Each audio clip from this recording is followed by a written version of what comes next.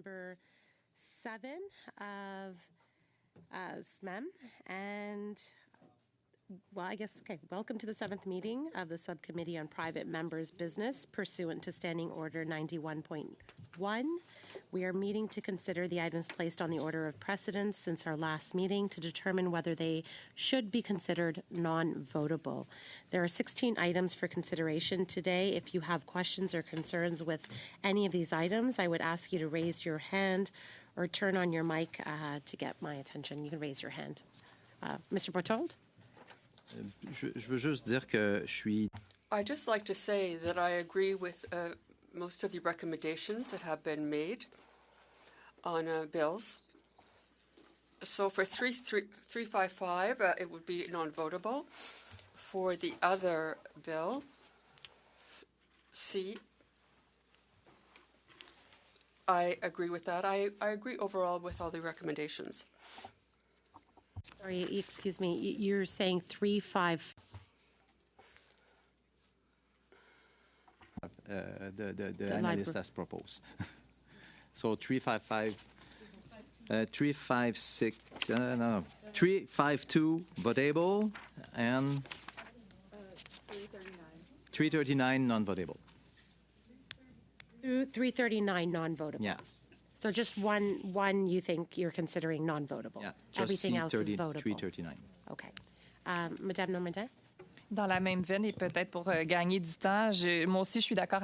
In the same vein, and to save time, I agree with the recommendations made by the analysts. I, on the other hand, would like to see whether it would be possible for the clerk to tell us what's happening with these things that are not non-votable, so it will be recorded so we can have some idea of what's going on with the person who had his or her name withdrawn from the hat, the lottery hat. Alors, je vais demander au greffier de répondre.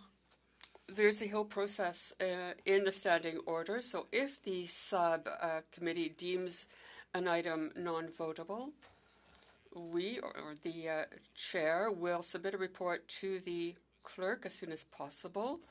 And then the sponsor of the bill will have up to 5 sitting days to appear before the procedure committee.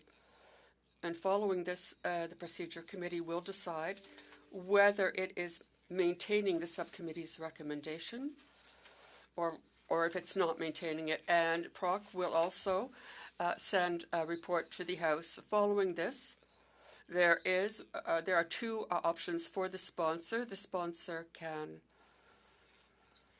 ask for a vote to be held on the issue, but he needs the support of 5 other members representing a majority of parties in the House, or he can make it known to the Speaker that he wants this matter to be dealt with under another item, and he will have to give notice of this to the Speaker.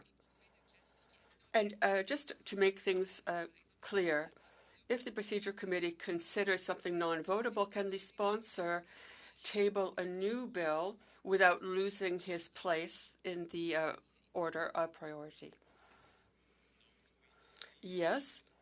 Between now, when the sponsor tells the Speaker that he is not going to, that he is renouncing or not going to go forward with his appeal, he can do that. And when he says to the Speaker that he is going to withdraw it, that deals with that matter. My colleagues, we are fine with following the advice given by the analysts in this and deem 339, C339 non-votable and C352 votable. Thank you. I think there's a majority then at this point that consider 339 non-votable. So seeing as how that's the only issue today, I'll